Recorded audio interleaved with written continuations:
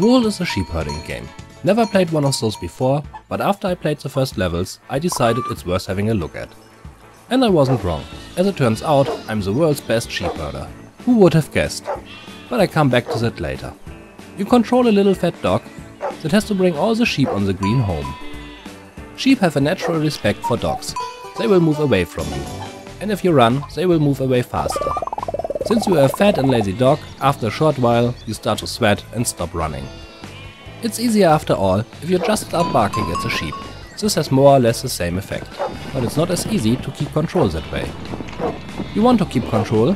Sheep are very stupid creatures and might just drown in the next pond you carelessly bark them into.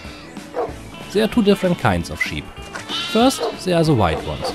They flock together and are very likable. And then there are the black sheep. Nobody likes them, not even the other black sheep. They tend to stay alone. A black sheep in your herd might be a problem if you get near water.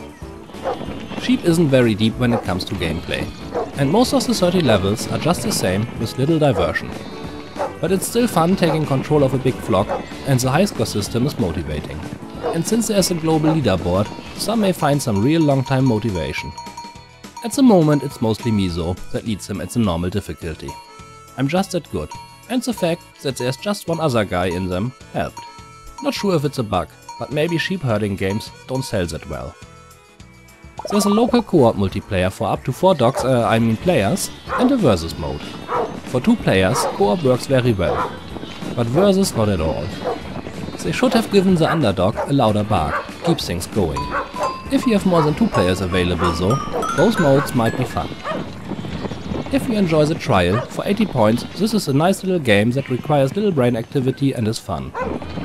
Just don't play it for too long in one session. There's only one soundtrack and it gets to you after a while.